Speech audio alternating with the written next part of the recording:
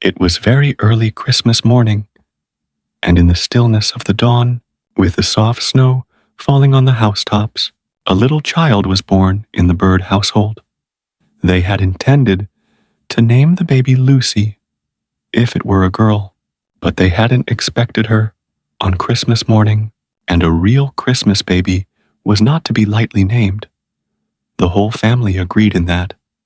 They were consulting about it in the nursery.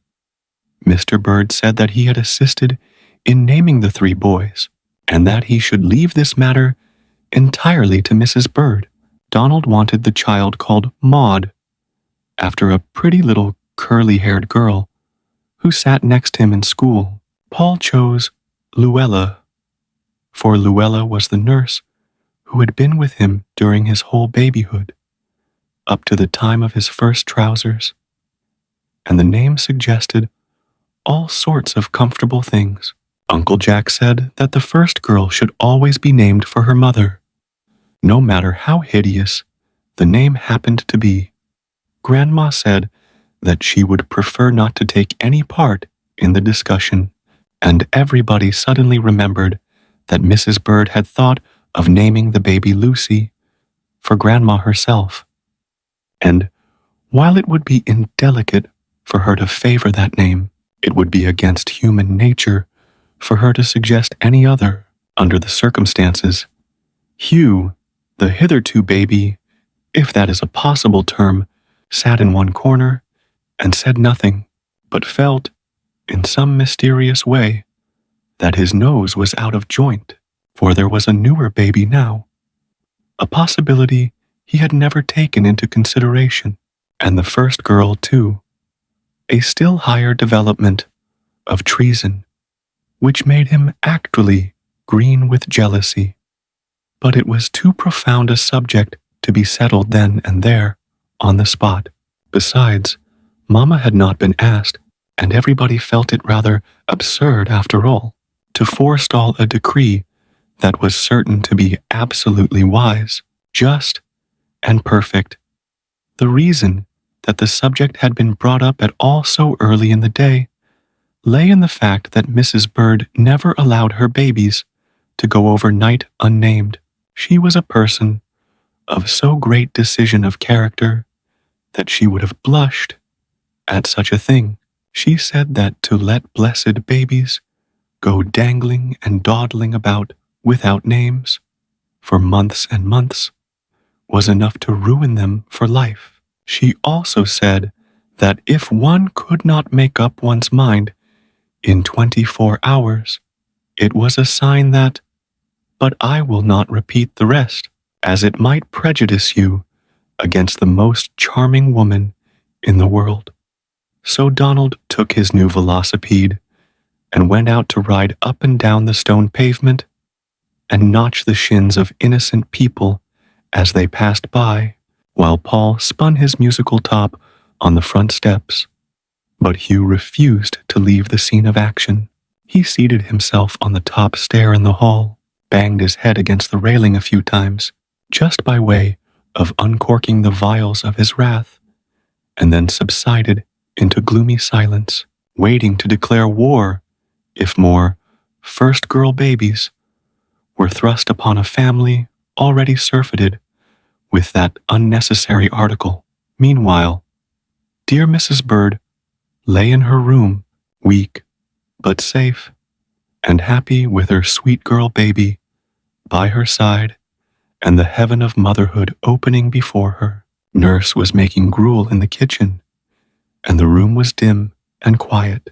There was a cheerful open fire in the grate, but though the shutters were closed, the side windows that looked out on the church of our Savior next door were wide open.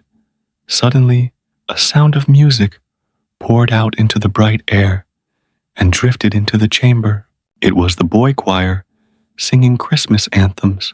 Higher and higher rose the clear, fresh voices, full of hope and cheer, as children's voices always are. Fuller and fuller grew the burst of melody, as one glad strain fell upon another in joyful harmony. Carol, brothers, Carol, carol, joyfully, carol the good tidings, carol merrily, and pray a gladsome Christmas for all your fellow men.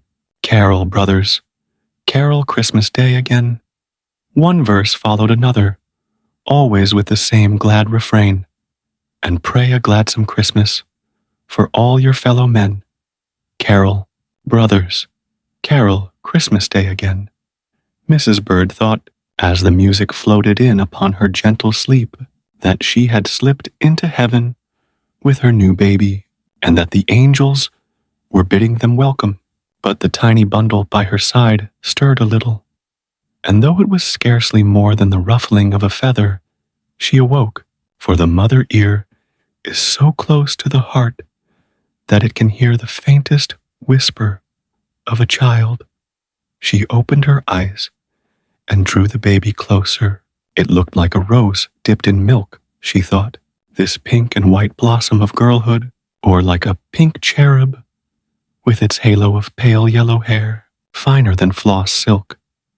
Carol, brothers, carol, carol joyfully, carol the good tidings, carol merrily. The voices were brimming over with joy. Why, my baby, whispered Mrs. Bird in soft surprise. I had forgotten what day it was. You are a little Christmas child, and we will name you Carol. Mother's little Christmas Carol. What? Said Mr. Bird, coming in softly and closing the door behind him. Why, Donald, don't you think Carol is a sweet name for a Christmas baby? It came to me just a moment ago in the singing as I was lying here, half asleep and half awake. I think it is a charming name, dear heart, and that it sounds just like you, and I hope that, being a girl, this baby has some chance of being as lovely as her mother. At which speech from the baby's papa, Mrs. Bird, though she was as weak and tired as she could be, blushed with happiness, and so Carol came by her name. Of course, it was thought foolish by many people, though Uncle Jack declared laughingly that it was very strange if a whole family of birds could not be indulged in a single carol, and Grandma, who adored the child, thought the name much more appropriate than Lucy, but was glad that people would probably think it short for Caroline. Perhaps because she was born in holiday time, Carol was a very happy baby. Of course, she was too tiny to understand the joy of Christmastide, but people say there is everything in a good beginning, and she may have breathed in unconsciously the fragrance of evergreens and holiday dinners, while the peals of sleigh bells and the laughter of happy children may have fallen upon her baby ears and wakened in them a glad surprise at the merry world she had come to live in. Her cheeks and lips were as red as holly berries. Her hair was for all the world the color of a Christmas candle flame. Her eyes were bright as stars, her laugh like a chime of Christmas bells, and her tiny hands forever outstretched in giving. Such a generous little creature you never saw. A spoonful of bread and milk had always to be taken by Mamma or Nurse before Carol could enjoy her supper, and whatever bit of cake or sweetmeat found its way into her pretty fingers, it was straightway broken in half and shared with Donald, Paul, or Hugh, and when they made believe nibble the morsel with affected enjoyment, she would clap her hands and crow with delight. Why does she do it? Asked Donald thoughtfully. None of us boys ever did. I hardly know, said Mamma, catching her darling to her heart, except that she is a little Christmas child, and so she has a tiny share of the blessedest birthday the world ever saw. It was December. 10 years later, Carol had seen 9 Christmas trees lighted on her birthdays, one after another. 9 times she had assisted in the holiday festivities of the household, though in her babyhood, her share of the gaieties was somewhat limited. For 5 years, certainly, she had hidden presents for Mamma and Papa, in their own bureau drawers and harbored a number of secrets sufficiently large to burst a baby's brain had it not been for the relief gained by whispering them all to Mama at night when she was in her crib, a proceeding which did not in the least lessen the value of a secret in her innocent mind. For 5 years she had heard 'twas the night before Christmas, and hung up a scarlet stocking many sizes too large for her, and pinned a sprig of holly on her little white nightgown to show Santa Claus that she was a truly Christmas child, and dreamed of fur-coated saints and toy packs and reindeer, and wished everybody a Merry Christmas before it was light in the morning, and lent every one of her new toys to the neighbors' children before noon, and eaten turkey and plum pudding, and gone to bed at night in a trance of happiness at the day's pleasures. Donald was away at college now. Paul and Hugh were great manly fellows, taller than their mother. Papa Bird had gray hairs in his whiskers, and Grandma, God bless her, had been 4 Christmases in heaven. But Christmas in the bird's nest was scarcely as merry now as it used to be in the bygone years. For the little child that once brought such an added blessing to the day lay, month after month, a patient, helpless invalid, in the room where she was born. She had never been very strong in body, and it was with a pang of terror her mother and father noticed, soon after she was 5 years old, that she began to limp, ever so slightly, to complain too often of weariness, and to nestle close to her mother, saying she would rather not go out to play, please. The illness was slight at first, and hope was always stirring in Mrs. Bird's heart. Carol would feel stronger in the summertime, or she would be better when she had spent a year in the country, or she would outgrow it, or they would try a new physician, but by and by it came to be all too sure that no physician save one could make Carol strong again, and that no summertime nor country air, unless it were the everlasting summertime in a heavenly country, could bring back the little girl to health. The cheeks and lips that were once as red as holly berries faded to faint pink. The star-like eyes grew softer, for they often gleamed through tears, and the gay child laugh that had been like a chime of Christmas bells gave place to a smile so lovely, so touching, so tender and patient, that it filled every corner of the house with a gentle radiance that might have come from the face of the Christ child himself.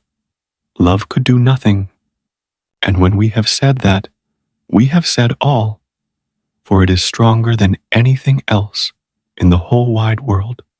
Mr. and Mrs. Bird were talking it over one evening when all the children were asleep. A famous physician had visited them that day and told them that sometime, it might be in 1 year, it might be in more, Carol would slip quietly off into heaven, whence she came. Dear heart, said Mr. Bird, pacing up and down the library floor, it is no use to shut our eyes to it any longer. Carol will never be well again. It almost seems as if I could not bear it when I think of that loveliest child doomed to lie there day after day, and, what is still more, to suffer pain that we are helpless to keep away from her. Merry Christmas, indeed. It gets to be the saddest day in the year to me. And poor Mr. Bird sank into a chair by the table and buried his face in his hands to keep his wife from seeing the tears that would come in spite of all his efforts. But Donald, dear, said sweet Mrs. Bird, with trembling voice, Christmas Day may not be so merry with us as it used, but it is very happy, and that is better, and very blessed, and that is better yet. I suffer chiefly for Carol's sake, but I have almost given up being sorrowful for my own. I am too happy in the child, and I see too clearly what she has done for us and for our boys. That's true. Bless her sweetheart, said Mr. Bird. She has been better than a daily sermon in the house ever since she was born, and especially since she was taken ill. Yes, Donald and Paul and Hugh were three strong, willful, boisterous boys, but you seldom see such tenderness, devotion, thought for others, and self-denial in lads of their years. A quarrel or a hot word is almost unknown in this house. Why? Carol would hear it, and it would distress her. She is so full of love and goodness. The boys study with all their might and main. Why? Partly, at least, because they like to teach Carol, and amuse her by telling her what they read. When the seamstress comes, she likes to sew in Miss Carol's room, because there she forgets her own troubles, which, heaven knows, are sore enough. And as for me, Donald, I am a better woman every day for Carol's sake. I have to be her eyes, ears, feet, hands, her strength, her hope, and she, my own little child, is my example. I was wrong, dear heart, said Mr. Bird more cheerfully.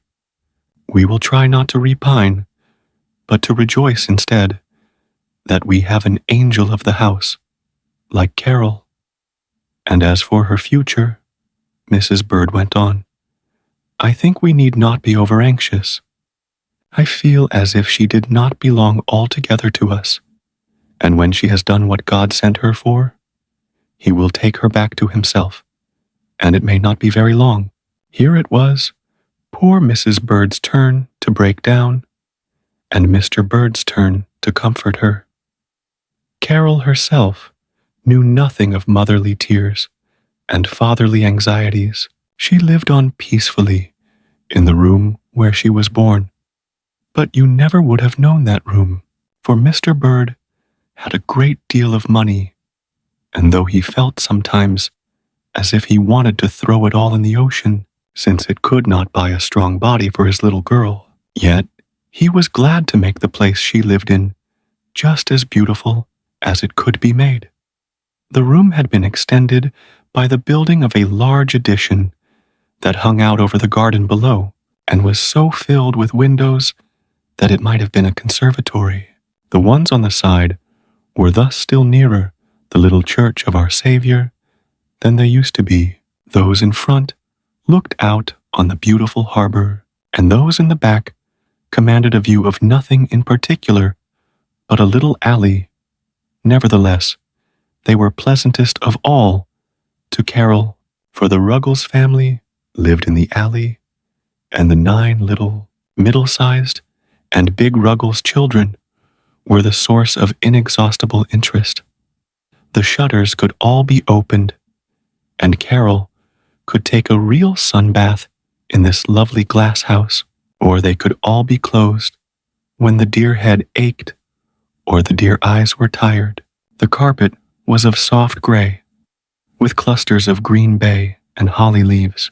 The furniture was of white wood, on which an artist had painted snow scenes and Christmas trees, and groups of merry children ringing bells and singing carols.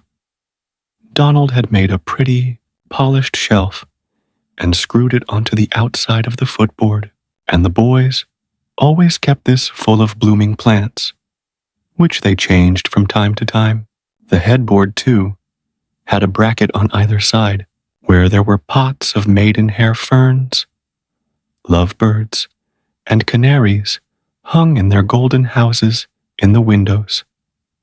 And they, poor caged things, could hop as far from their wooden perches as Carol could venture from her little white bed. On one side of the room was a bookcase filled with hundreds, yes, I mean it, with hundreds and hundreds of books. Books with gay-colored pictures, books without, books with black and white outline sketches, books with none at all, books with verses, books with stories, books that made children laugh, and some that made them cry. Books with words of one syllable for tiny boys and girls, and books with words of fearful length to puzzle wise ones. This was Carol's circulating library. Every Saturday, she chose 10 books, jotting their names down in a little diary. Into these, she slipped cards that said, "Please keep this book 2 weeks and read it. With love, Carol Bird." Then Mrs. Bird stepped into her carriage and took the 10 books to the children's hospital and brought home 10 others that she had left there the fortnight before. This was a source of great happiness, for some of the hospital children that were old enough to print or write and were strong enough to do it wrote Carol cunning little letters about the books, and she answered them, and they grew to be friends. It is very funny, but you do not always have to see people to love them. Just think about it and see if it isn't so. There was a high wainscoting of wood about the room, and on top of this, in a narrow gilt framework, ran a row of illuminated pictures, illustrating fairy tales, all in dull blue and gold and scarlet and silver and other lovely colors. From the door to the closet, there was the story of the Fair One with golden locks. From closet to bookcase ran Puss in Boots. From bookcase to fireplace was Jack the Giant Killer. And on the other side of the room were Hop-o'-my-Thumb, the Sleeping Beauty, and Cinderella. Then there was a great closet full of beautiful things to wear, but they were all dressing gowns and slippers and shawls. And there were drawers full of toys and games, but they were such as you could play with on your lap. There were no 9-pins, nor balls, nor bows and arrows, nor beanbags, nor tennis rackets. But after all, other children needed these more than Carol Bird, for she was always happy and contented whatever she had or whatever she lacked. And after the room had been made so lovely for her on her 8th Christmas, she always called herself, in fun, a bird of paradise. On these particular December days, she was happier than usual, for Uncle Jack was coming from Europe to spend the holidays. Dear, funny, jolly, loving, wise Uncle Jack, who came every 2 or 3 years, and brought so much joy with him that the world looked as black as a thundercloud for a week after he went away again. The mail had brought this letter. London, November 28th, 188. Wish you Merry Christmas, you dearest birdlings in America. Preen your feathers and stretch the bird's nest a little, if you please, and let Uncle Jack in for the holidays. I am coming with such a trunk full of treasures that you'll have to borrow the stockings of Barnum's giant and giantess. I am coming to squeeze a certain little ladybird until she cries for mercy. I am coming to see if I can find a boy to take care of a little black pony I bought lately. It's the strangest thing I ever knew. I've hunted all over Europe and can't find a boy to suit me. I'll tell you why. I've set my heart on finding one with a dimple in his chin, because this pony particularly likes dimples. Hurrah! Cried Hugh. Bless my dear dimple. I'll never be ashamed of it again. Please drop a note to the clerk of the weather and have a good, rousing snowstorm. Say on the 22nd. None of your meek, gentle, nonsensical, shilly-shallying snowstorms. Not the sort where the flakes float lazily down from the sky as if they didn't care whether they ever got here or not, and then melt away as soon as they touch the earth. But a regular business-like whizzing, whirring, blurring, cutting snowstorm, warranted to freeze and stay on. I should like rather a large Christmas tree, if it's convenient, not one of those sprigs, 5 or 6 feet high, that you used to have 3 or 4 years ago.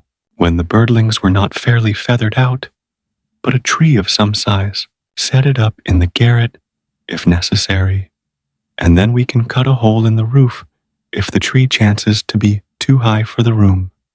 Tell Bridget to begin to fatten a turkey. Tell her by the 20th of December that turkey must not be able to stand on its legs for fat, and then on the next 3 days, she must allow it to recline easily on its side and stuff it to bursting. 1 ounce of stuffing beforehand is worth a pound afterwards.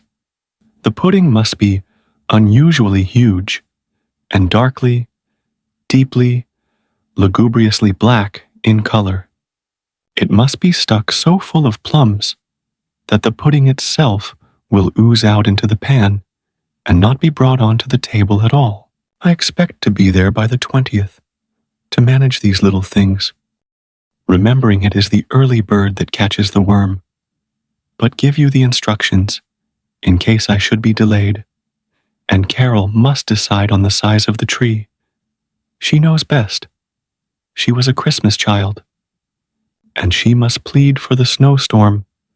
The clerk of the weather may pay some attention to her, and she must look up the boy with the dimple for me. She's likelier to find him than I am this minute. She must advise about the turkey, and Bridget must bring the pudding to her bedside and let her drop every separate plum into it and stir it once for luck, or I'll not eat a single slice, for Carol is the dearest part of Christmas to Uncle Jack, and he'll have none of it without her. She is better than all the turkeys and puddings and apples and spare ribs and wreaths and garlands and mistletoe and stockings and chimneys and sleigh bells in Christendom. She is the very sweetest Christmas carol that was ever written, said, sung, or chanted, and I am coming as fast as ships and railway trains can carry me to tell her so. Carol's joy knew no bounds. Mr. and Mrs. Bird laughed like children and kissed each other for sheer delight. And when the boys heard it, they simply whooped like wild Indians until the Ruggles family, whose backyard joined their garden, gathered at the door and wondered what was up in the big house. Uncle Jack did really come on the 20th. He was not detained by business, nor did he get left behind, nor snowed up, as frequently happens in stories, and in real life too, I am afraid. The snowstorm came also, and the turkey nearly died a natural and premature death from overeating. Donald came too. Donald, with a line of down upon his upper lip, and Greek and Latin on his tongue, and stores of knowledge in his handsome head, and stories. Bless me, you couldn't turn over a chip without reminding Donald of something that happened at college. One or the other was always at Carol's bedside, for they fancied her paler than she used to be, and they could not bear her out of sight. It was Uncle Lack, though, who sat beside her in the winter twilights. The room was quiet and almost dark, save for the snowlight outside and the flickering flame of the fire that danced over the sleeping beauty's face and touched the fair one's golden locks with ruddier glory. Carol's hand, all too thin and white these latter days, lay close clasped in Uncle Jack's, and they talked together quietly of many, many things. I want to tell you all about my plans for Christmas this year, Uncle Jack, said Carol on the first evening of his visit, because it will be the loveliest one I ever had. The boys laugh at me for caring so much about it, but it isn't altogether because it is Christmas, nor because it is my birthday, but long, long ago, when I first began to be ill, I used to think, the first thing when I waked on Christmas morning, today is Christ's birthday, and mine. I did not put the words close together, because that made it seem too bold, but I first thought, Christ's birthday, and then, in a minute, softly to myself, and mine. Christ's birthday and mine. And so, I do not quite feel about Christmas as other girls do. Mama says she supposes that ever so many other children have been born on that day. I often wonder where they are, Uncle Jack, and whether it is a dear thought to them too, or whether I am so much in bed, and so often alone, that it means more to me. Oh, I do hope that none of them are poor, or cold, or hungry, and I wish they were all as happy as I, because they are my little brothers and sisters. Now, Uncle Jack, dear, I am going to try and make somebody happy every single Christmas that I live, and this year it is to be the Ruggleses in the rear, that large and interesting brood of children in the little house at the end of the back garden. Yes, isn't it nice to see so many together? We ought to call them the Ruggles children, of course, but Donald began talking of them as the Ruggleses in the rear, and Papa and Mama took it up, and now we cannot seem to help it. The house was built for Mr. Carter's coachman, but Mr. Carter lives in Europe, and the gentleman who rents his place doesn't care what happens to it, and so this poor Irish family came to live there. When they first moved in, I used to sit in my window and watch them play in their backyard. They are so strong and jolly and good-natured. And then one day, I had a terrible headache, and Donald asked them if they would please not scream quite so loud, and they explained that they were having a game of circus, but that they would change and play deaf and dumb school all the afternoon. Ha ha ha ha, laughed Uncle Jack. What an obliging family, to be sure. Yes, we all thought it very funny, and I smiled at them from the window when I was well enough to be up again. Now, Sarah Maud comes to her door when the children come home from school, and if Mama nods her head, yes, that means Carol is very well. And then you ought to hear the little Ruggleses yell. I believe they try to see how much noise they can make. But if Mama shakes her head, no, they always play at quiet games. Then, one day, Carrie, my pet canary, flew out of her cage, and Peter Ruggles caught her and brought her back, and I had him up here in my room to thank him. Is Peter the oldest? No, Sarah Maud is the oldest. She helps do the washing, and Peter is the next. He is a dressmaker's boy. And which is the pretty little red-haired girl? That's Kitty. And the fat youngster? Baby Larry. And that freckled one? Now don't laugh, that's Peoria. Carol, you are joking. No, really, Uncle dear. She was born in Peoria, that's all. And is the next boy Oshkosh? No, laughed Carol. The others are Susan, and Clement, and Eiley, and Cornelius. How did you ever learn all their names? Well, I have what I call a window school. It is too cold now, but in warm weather, I am wheeled out on my little balcony, and the Ruggleses climb up and walk along our garden fence and sit down on the roof of our carriage house. That brings them quite near, and I read to them and tell them stories. On Thanksgiving Day, they came up for a few minutes. It was quite warm at 11 o'clock, and we told each other what we had to be thankful for, but they gave such queer answers that Papa had to run away for fear of laughing, and I couldn't understand them very well. Susan was thankful for trunks, of all things in the world. Cornelius for horse cars, Kitty for pork steak, while Clem, who is very quiet, brightened up when I came to him and said he was thankful for his lame puppy. Wasn't that pretty? It might teach some of us a lesson, mightn't it, little girl? That's what Mama said. Now I'm going to give this whole Christmas to the Ruggleses. And, Uncle Jack, I earned part of the money myself. You, my bird. How? Well, you see, it could not be my own. Own Christmas if Papa gave me all the money. And I thought, to really keep Christ's birthday, I ought to do something of my very own. And so I talked with Mama. Of course, she thought of something lovely. She always does. Mama's head is just brimming over with lovely thoughts, and all I have to do is ask, and out pops the very one I want. This thought was to let her write down, just as I told her, a description of how a little girl lived in her own room 3 years, and what she did to amuse herself. And we sent it to a magazine and got $25 for it. Just think. Well, well, cried Uncle Jack, my little girl a real author. And what are you going to do with this wonderful own money of yours? I shall give the 9 Ruggleses a grand Christmas dinner, here in this very room.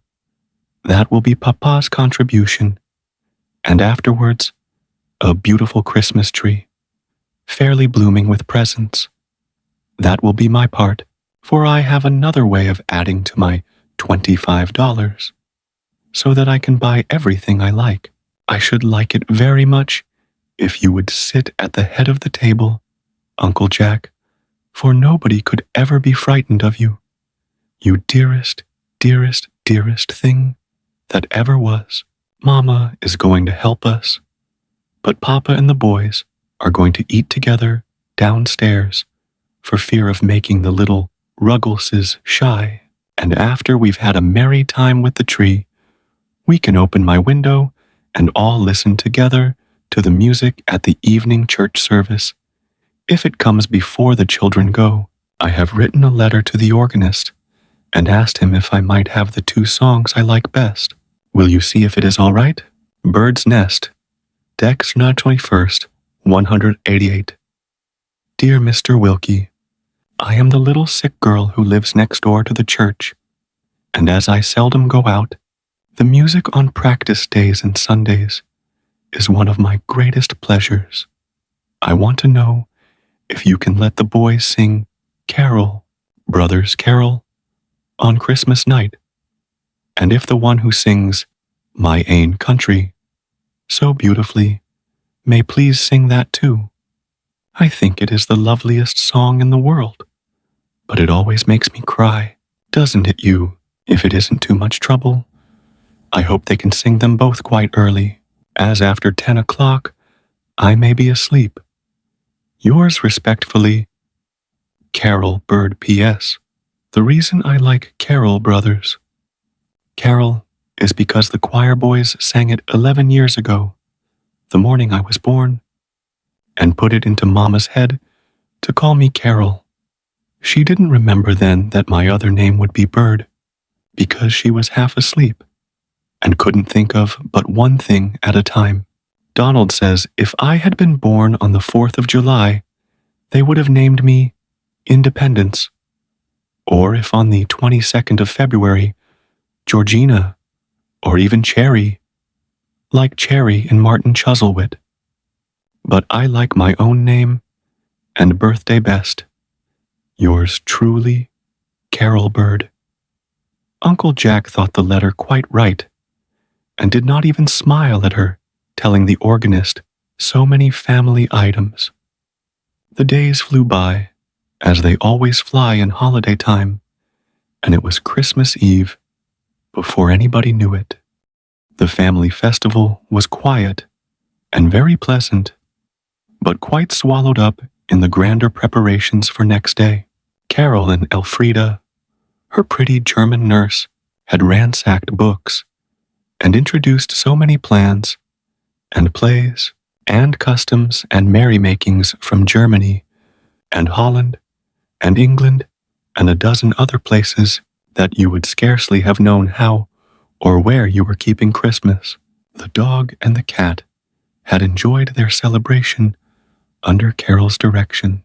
Each had a tiny table with a lighted candle in the center, and a bit of bologna sausage placed very near it, and everybody laughed till the tears stood in their eyes to see Villikins and Dinah struggle to nibble the sausages, and at the same time evade the candle flame.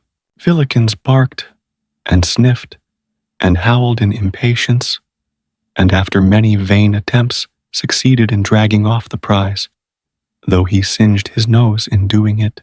Dinah, meanwhile, watched him placidly, her delicate nostrils quivering with expectation, and, after all excitement had subsided, walked with dignity to the table, her beautiful gray satin tail sweeping behind her, and calmly putting up one velvet paw, drew the sausage gently down, and walked out of the room without turning a hair, so to speak. Elfrida had scattered handfuls of seeds over the snow in the garden, that the wild birds might have a comfortable breakfast next morning, and had stuffed bundles of dried grasses in the fireplaces, so that the reindeer of Santa Claus could refresh themselves after their long gallops across country. This was really only done for fun, but it pleased Carol, and when after dinner the whole family had gone to church to see the Christmas decorations, Carol limped wearily out on her little crutches, and, with Elfrida's help, placed all the family boots in a row in the upper hall. That was to keep the dear ones from quarreling all through the year.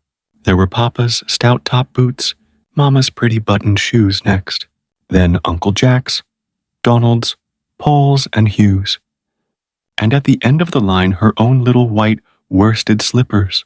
Last, and sweetest of all, like the little children in Austria, she put a lighted candle in her window to guide the dear Christ child, lest he should stumble in the dark night as he passed up the deserted street.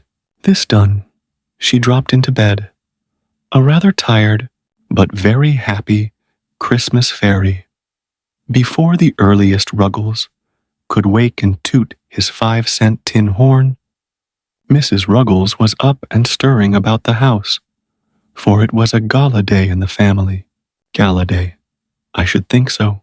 Were not her 9 children invited to a dinner party at the great house? And weren't they going to sit down free and equal with the mightiest in the land? She had been preparing for this grand occasion ever since the receipt of the invitation, which, by the way, had been speedily enshrined in an old photograph frame and hung under the looking-glass in the most prominent place in the kitchen, where it stared the occasional visitor directly in the eye and made him pale with envy. Bird's Nest, December 17th, 188. Dear Mrs. Ruggles, I am going to have a dinner party on Christmas Day, and would like to have all your children come. I want them, everyone. Please. From Sarah Maud to baby Larry. Mama says dinner will be at 5:30, and the Christmas tree at 7, so you may expect them home at 9 o'clock. Wishing you a Merry Christmas and a Happy New Year. I am, yours truly, Carol Bird. Breakfast was on the table, promptly at 7 o'clock, and there was very little of it too, for it was an excellent day for short rations, though Mrs. Ruggles heaved a sigh as she reflected that even the boys, with their India rubber stomachs, would be just as hungry the day after the dinner party as if they had never had any at all. As soon as the scanty meal was over, she announced the plan of the campaign. Now, Susan, you and Kitty wash up the dishes, and Peter, can't you spread up the beds so that I can get to cutting out Larry's new suit? I ain't satisfied with his clothes, and I thought in the night of a way to make him a dress out of my old plaid shawl. Kinda Scotch style, you know. You other boys clear out from underfoot. Clem, you and Con hop into bed with Larry, while I wash your underflannins. Don't take long to dry 'em. Sarah Maud, I think 'twould be perfectly handsome if you ripped them brass buttons off your uncle's policeman's coat and sewed 'em in a row up the front o' your green skirt. Susan, You must iron out yours and Kitty's apurns. And there, I came mighty near forgettin' Peary's stockings. I counted the whole lot last night when I was washin' of 'em, and there ain't but 19 anyhow. Yer fix 'em, and no 9 pairs, mates nohow. And I ain't going to have my children wear odd stockings to a dinner company, brought up as I was. Eily, can't you run out and ask Miss Cullen to lend me a pair of stockings for Peary, and tell her, if she will, Peary'll give Jim half her candy when she gets home. Won't yer, Peary? Peoria was young and greedy, and thought the remedy so much worse than the disease that she set up a deafening howl at the projected bargain, a howl so rebellious and so out of all season that her mother started in her direction with flashing eye and uplifted hand, but she let it fall suddenly, saying, "No, I won't lick ye Christmas Day, if you drive me crazy, but speak up smart, now, and say whether you'd rather give Tim Cullen half your candy or go bare-legged to the party." The matter being put so plainly, Peoria collected her faculties, dried her tears, and chose the lesser evil, Clem having hastened the decision by an affectionate wink. That meant he'd go halves with her on his candy. "That's a lady," cried her mother. "Now, you young ones that ain't doin' nothin', play all yer wanter before noontime, for after you get through eatin', at 12 o'clock, me and Sarah Maud's goin' to give yer such a washin' and combin' and dressin' as yer never had before, and never will again. And then I'm going to set yer down and give yer 2 solid hours trainin' in manners, and it don't be no foolin' neither. All we've got ter do is go eat," grumbled Peter. "Well, that's enough," responded his mother. "There's more'n one way of eatin', let me tell yer, and you've got a heap ter learn about it, Peter Ruggles. Lord sakes, I wish you children could see the way I was fetched up to eat. Never took a meal of victuals in the kitchen before I married Ruggles. But you can't keep up that style with 9 young ones, and your pa always off ter sea. The big Ruggleses worked so well, and the little Ruggleses kept from underfoot so successfully that by 1 o'clock, 9 complete toilets were laid out in solemn grandeur on the beds. I say complete, but I do not know whether they would be called so in the best society. The law of compensation had been well applied. He that had necktie had no cuffs, she that had sash had no handkerchief, and vice versa. But they all had boots and a certain amount of clothing, such as it was, the outside layer being in every case quite above criticism. "Now, Sarah Maud," said Mrs. Ruggles, her face shining with excitement, "everything is redd up and we can begin. I've got a boiler and a kettle and a pot of hot water.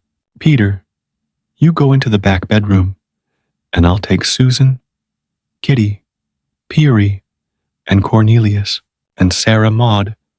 You take Clem, and Eily, and Larry, one to a time, and get as fur as you can with them, and then I'll finish 'em off while you do yourself." Sarah Maud couldn't have scrubbed with any more decision and force if she had been doing floors, and the little Ruggleses bore it bravely, not from natural heroism, but for the joy that was set before them. Not being satisfied, however, with the tone of their complexions, she wound up operations by applying a little Bristol brick from the knife board, which served as the proverbial last straw, from under which the little Ruggleses issued rather red and raw, and out of temper. When the clock struck 3, they were all clothed, and most of them in their right minds, ready for those last touches that always take the most time. Kitty's red hair was curled in 34 ringlets, Sarah Maud's was braided in 1 pigtail, and Susan's and Eily's in 2 braids apiece, while Peoria's resisted all advances in the shape of hair oils and stuck out straight on all sides like that of the Circassian girl of the circus, so Clem said, and he was sent into the bedroom for it too, from whence he was dragged out forgivingly by Peoria herself 5 minutes later. Then, exciting moment, came linen collars for some, and neckties, and bows for others. And Eureka, the Ruggleses were dressed, and Solomon in all his glory was not arrayed like one of these. A row of seats was formed directly through the middle of the kitchen. There were not quite chairs enough for 10, since the family had rarely all wanted to sit down at once, somebody always being out or in bed. But the woodbox and the coal hod finished out the line nicely. The children took their places according to age, Sarah Maud at the head and Larry on the coal hod, and Mrs. Ruggles seated herself in front, surveying them proudly as she wiped the sweat of honest toil from her brow. Well, she exclaimed, if I do say so as shouldn't, I never see a cleaner, more stylish mess of children in my life. I do wish Ruggles could look at ye for a minute. Now, I've often told you what kind of a family the McGrills was. I've got some reason to be proud.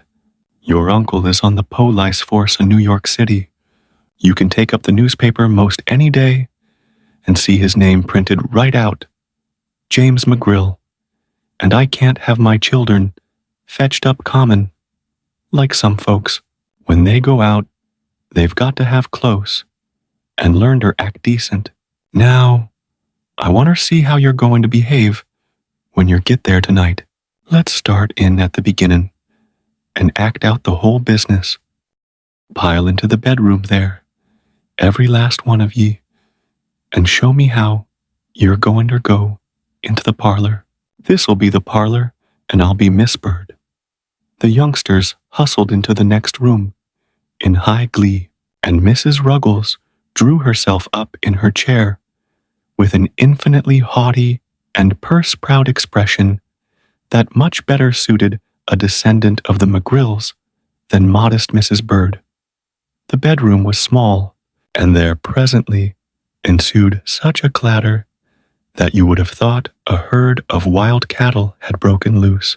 The door opened, and they straggled in, all the little ones giggling, with Sarah Maud at the head, looking as if she had been caught in the act of stealing sheep, while Larry, being last in line, seemed to think the door a sort of gate of heaven, which would be shut in his face if he didn't get there in time. Accordingly, he struggled ahead of his elders and disgraced himself by tumbling in head foremost. Mrs. Ruggles looked severe. There, I knew you'd do it in some sech fool way. Try it again, and if Larry can't come in on 2 legs, he can stay at home. The matter began to assume a graver aspect. The little Ruggleses stopped giggling and backed into the bedroom, issuing presently, with lockstep, Indian file, a scared and hunted expression in every countenance. No, no, no, cried Mrs. Ruggles in despair. You look for all the world like a gang of prisoners. There ain't no style ter that. Spread out more, can't yer? And act kinda careless like. Nobody's going ter kill you. The third time brought deserved success, and the pupils took their seats in the row. Now yer know, said Mrs. Ruggles.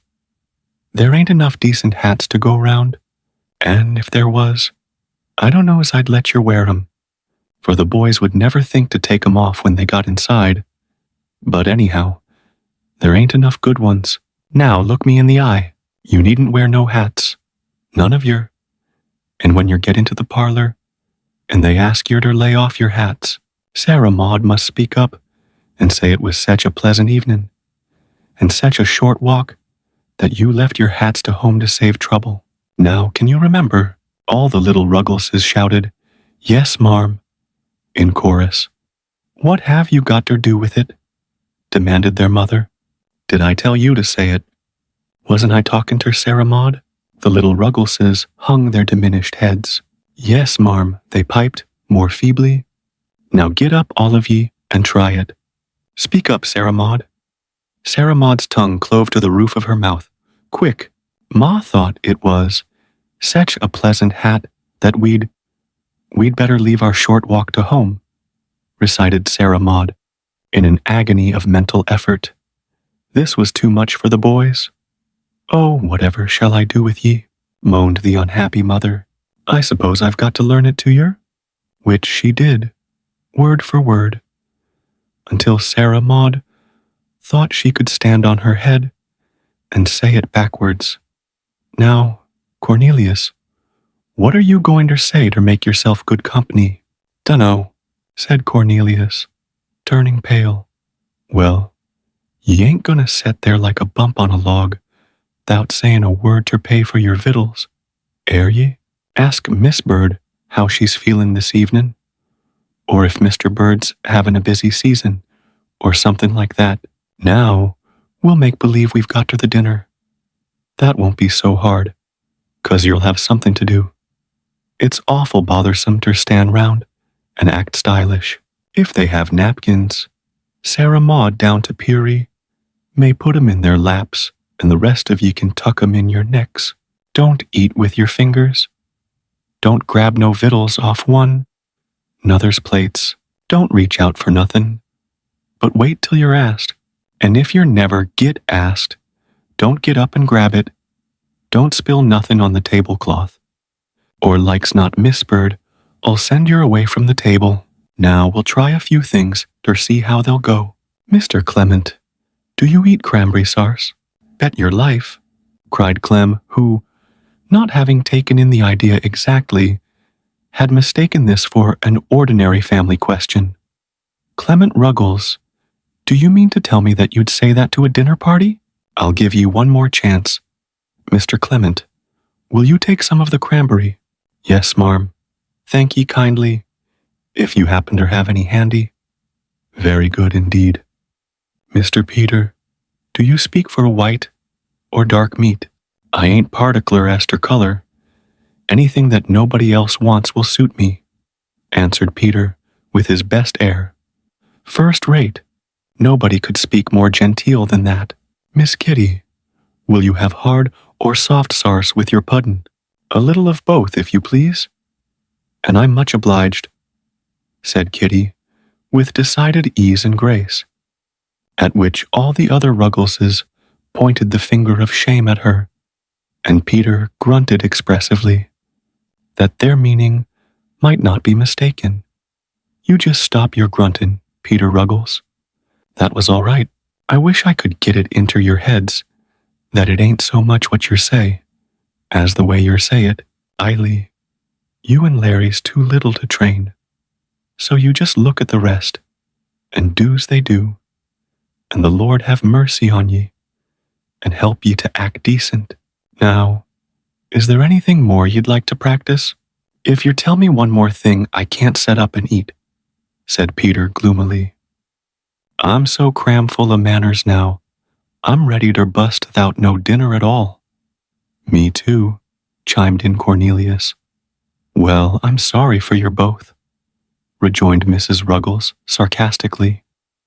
If the mount of manners you've got on hand now troubles ye, you're dreadful easy hurt. Now, Sarah Maud, after dinner, about once in so often, you must say, I guess we'd better be goin'. And if they say, oh no, set a while longer, yer can stay. But if they don't say nothin', you've got to get up and go. Can you remember, about once in so often? Could any words in the language be fraught with more terrible and wearing uncertainty? Well, answered Sarah Maud mournfully, seems as if this whole dinner party set right square on top of me. Maybe I could manage my own manners, but to manage 9 mannerses is worse than staying to home. Oh, don't fret, said her mother good-naturedly. I guess you'll get along. I wouldn't mind if folks would only say, oh, children will be children. But they won't. They'll say, land o' goodness, who fetched them children up? Now it's 5:15. You can go, and whatever you do, don't forget your mother was a McGrill. The children went out the back door quietly and were presently lost to sight. Sarah Maud, slipping and stumbling along absent-mindedly as she recited under her breath, "It was such a pleasant evening, and a short walk. We thought we'd leave our hats to home." Peter rang the doorbell, and presently a servant admitted them and, whispering something in Sarah's ear, drew her downstairs into the kitchen. The other Ruggleses stood in horror-stricken groups as the door closed behind their commanding officer. But there was no time for reflection, for a voice from above was heard, saying, "Come right upstairs, please." Theirs not to make reply, theirs not to reason why, theirs but to do or die. Accordingly, they walked upstairs, and Elfrida, the nurse, ushered them into a room more splendid than anything they had ever seen. But, oh woe, where was Sarah Maud? And was it fate that Mrs. Bird should say at once, "Did you lay your hats in the hall?"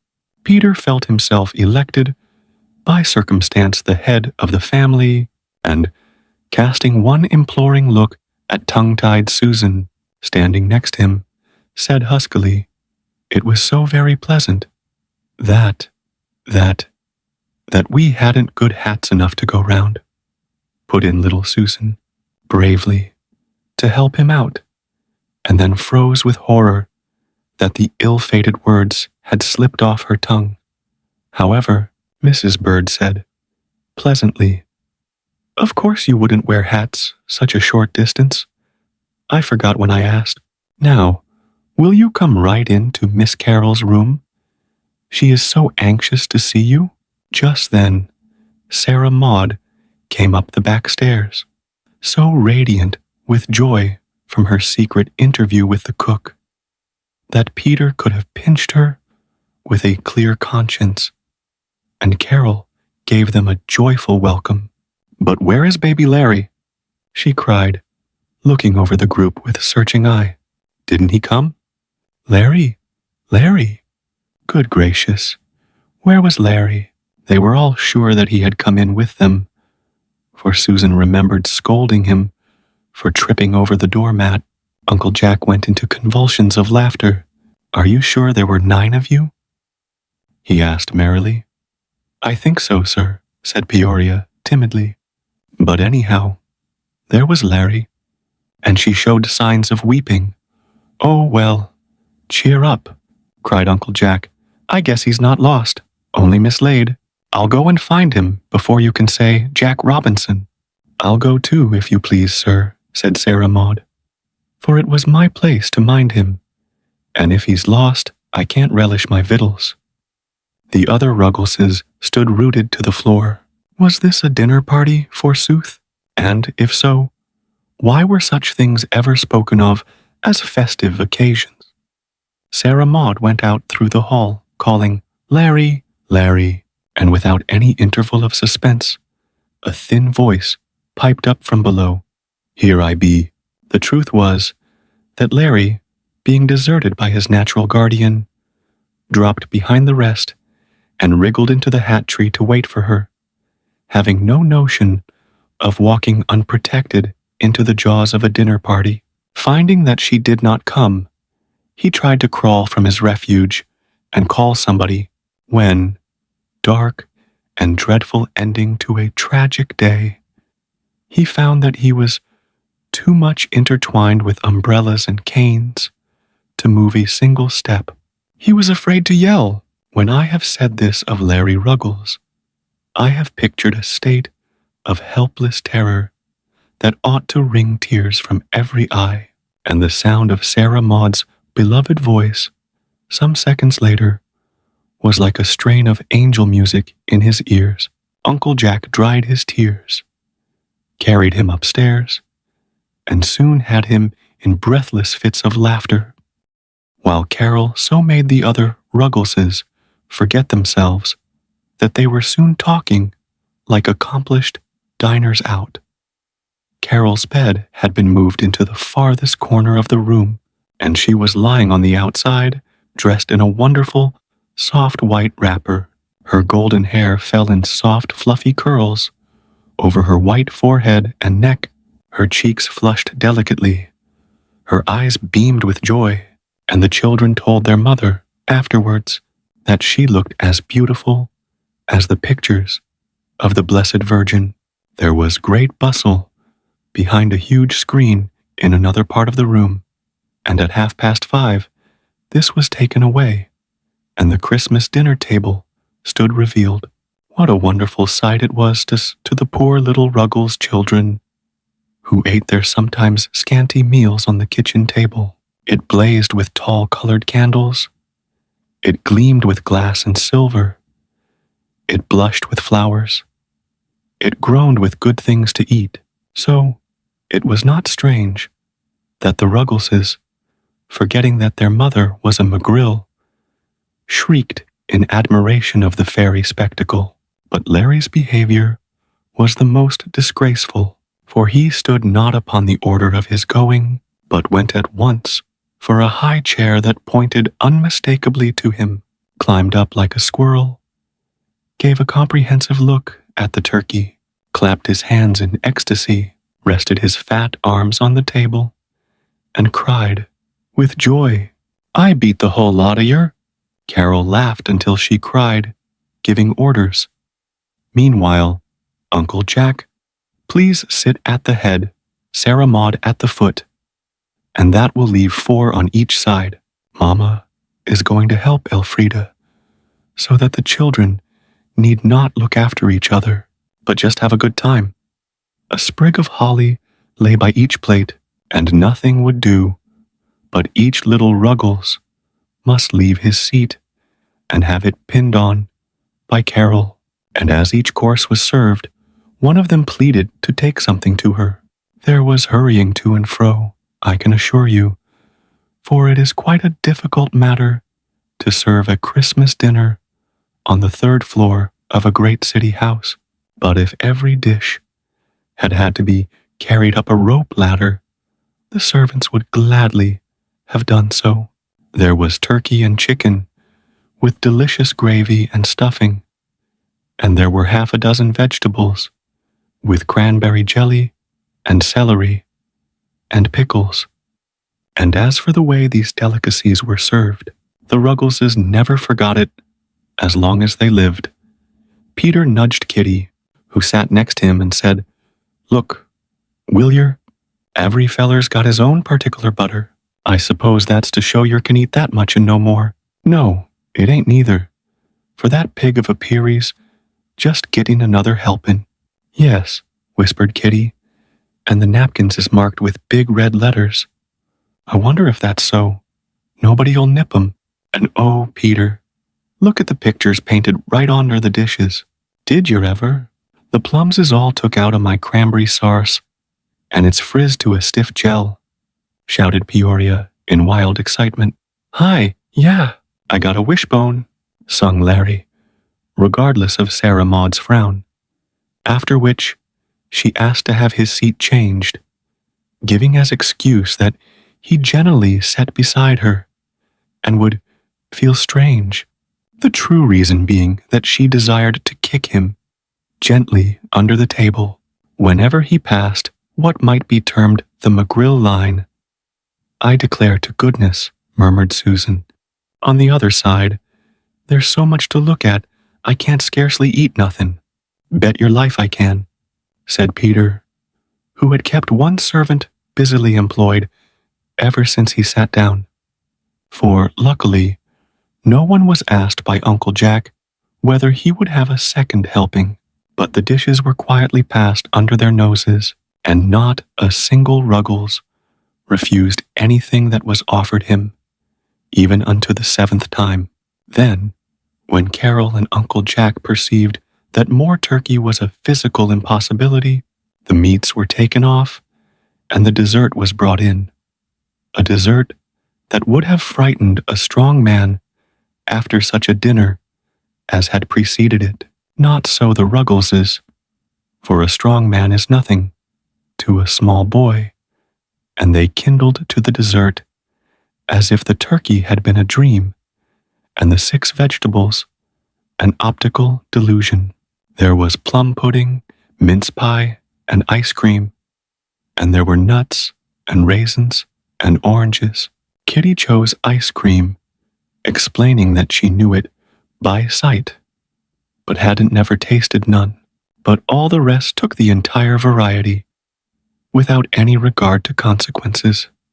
"My dear child," whispered Uncle Jack, as he took Carol an orange, "there is no doubt about the necessity of this feast, but I do advise you after this to have them twice a year, or quarterly, perhaps, for the way they eat is positively dangerous.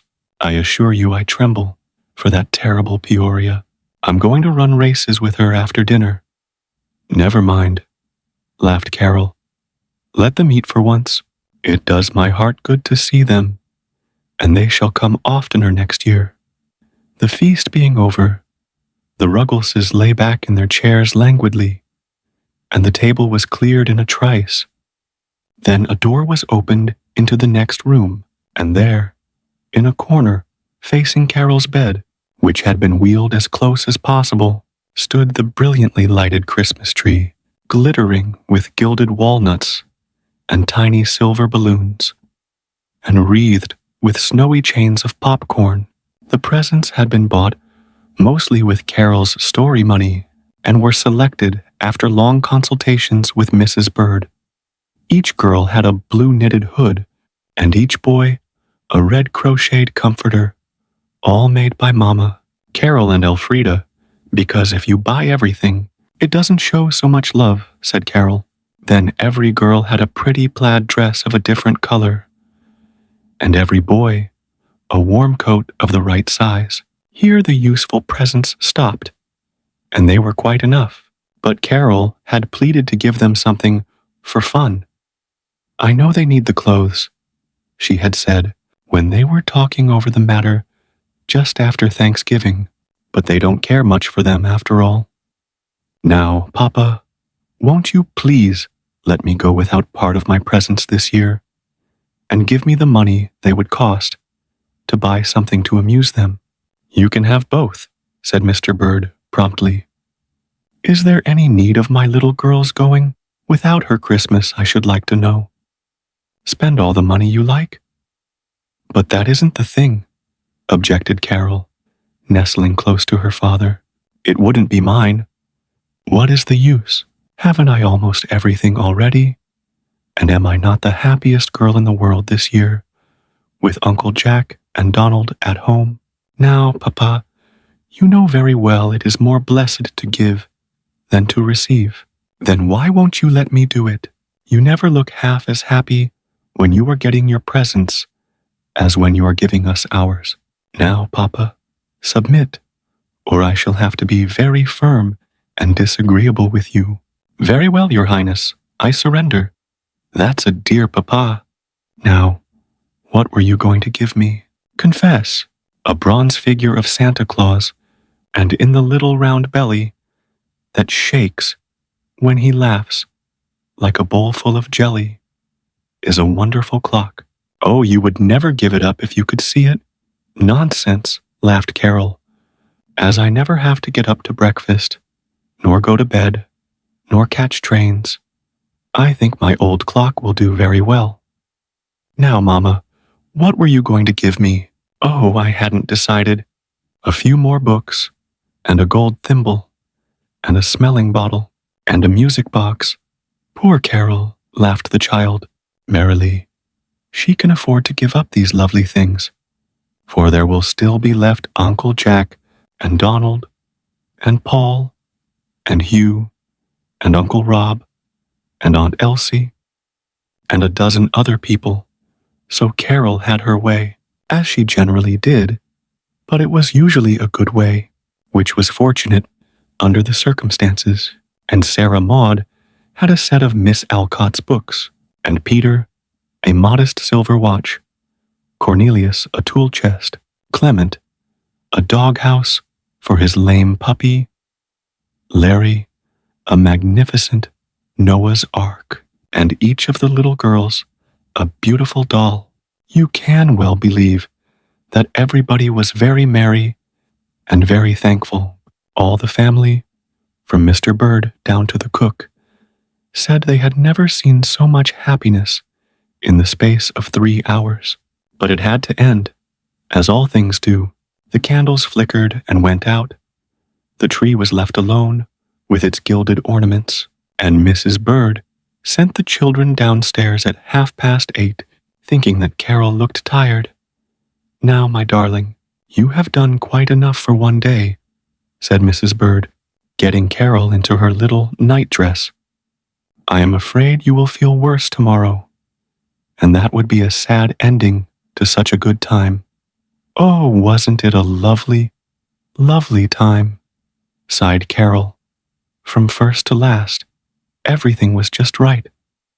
I shall never forget Larry's face when he looked at the turkey, nor Peter's when he saw his watch, nor that sweet, sweet Kitty's smile when she kissed her dolly, nor the tears in poor, dull Sarah Maud's eyes when she thanked me for her books, nor— "But we mustn't talk any longer about it tonight," said Mrs. Bird anxiously. "You are too tired, dear."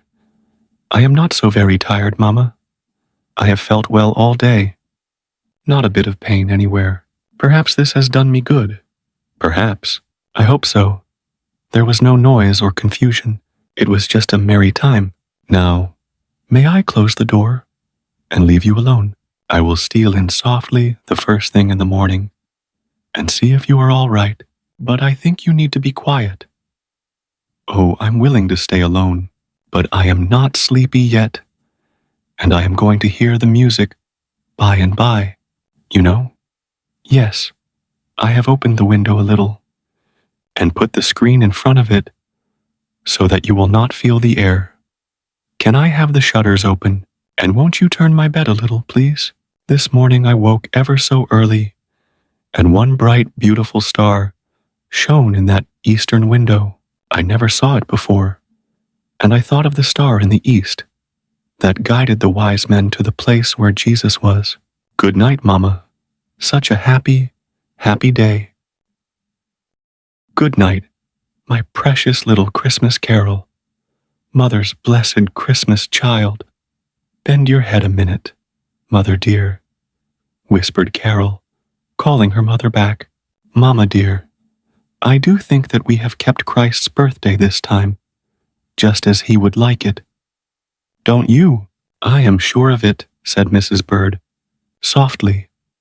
The Ruggleses had finished a last romp in the library with Paul and Hugh, and Uncle Jack had taken them home, and stayed a while to chat with Mrs. Ruggles, who opened the door for them, her face all aglow with excitement and delight, when Kitty and Clem showed her the oranges and nuts they had kept for her. She astonished them by saying that at 6 o'clock, Mrs. Bird had sent her in the finest dinner she had ever seen in her life, and not only that, but a piece of dress goods that must have cost $1 a yard if it cost a cent.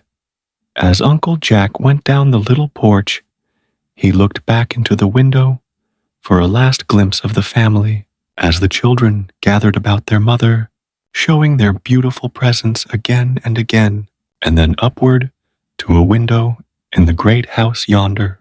"A little child shall lead them," he thought. "Well, if anything ever happens to Carol, I will take the Ruggleses under my wing." "Softly, Uncle Jack," whispered the boys, as he walked into the library a little while later. "We are listening to the music in the church. They sang 'Carol, Brothers, Carol' a while ago, and now we think the organist is beginning to play 'My Ain Country' for Carol." "I hope she hears it," said Mrs. Bird. "But they are very late tonight, and I dare not speak to her, lest she should be asleep. It is after 10 o'clock. The boy soprano, clad in white surplice, stood in the organ loft. The lamps shone full upon his crown of fair hair, and his pale face with its serious blue eyes, looked paler than usual. Perhaps it was something in the tender thrill of the voice or in the sweet words, but there were tears in many eyes, both in the church and in the great house next door. I am far frae my hame, I am weary aften whiles, for the langed for hame bringin', and my father's welcome smiles, and I'll ne'er be fu content until my e'en do see the golden gates o' heaven in my ain country.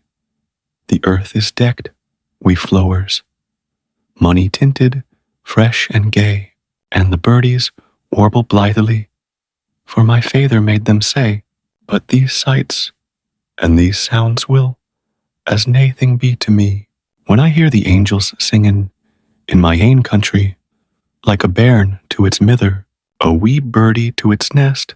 I fain would be gangin' noo unto my father's breast, for he gathers in his arms helpless, worthless lambs like me, and carries them himsel to his ain country.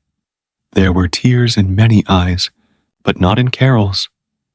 The loving heart had quietly ceased to beat, and the wee birdie in the great house had flown to its home nest.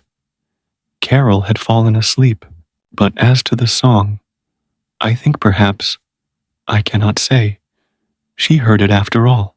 So sad an ending to a happy day, perhaps, to those who were left, and yet Carol's mother, even in the freshness of her grief, was glad that her darling had slipped away on the loveliest day of her life, out of its glad content, into everlasting peace. She was glad that she had gone, as she had come, on wings of song, when all the world was brimming over with joy, glad of every grateful smile, of every joyous burst of laughter, of every loving thought and word and deed the dear last day had brought. Sadness reigned, it is true, in the little house behind the garden, and one day poor Sarah Maud, with a courage born of despair, threw on her hood and shawl, walked straight to a certain house a mile away, dashed up the marble steps, and into good Dr. Bartle's office, falling at his feet as she cried, "Oh, sir, it was me and our children that went to Miss Carol's last dinner party, and if we made her worse, we can't never be happy again." Then the kind old gentleman took her rough hand in his and told her to dry her tears, for neither she nor any of her flock had hastened Carol's flight. Indeed, he said that had it not been for the strong hopes and wishes that filled her tired heart, she could not have stayed long enough to keep that last Merry Christmas with her dear ones. And so the old years, fraught with memories, die one after another, and the new years, bright with hopes, are born to take their places. But Carol lives again in every chime of Christmas bells that peal glad tidings, and in every Christmas anthem sung by childish voices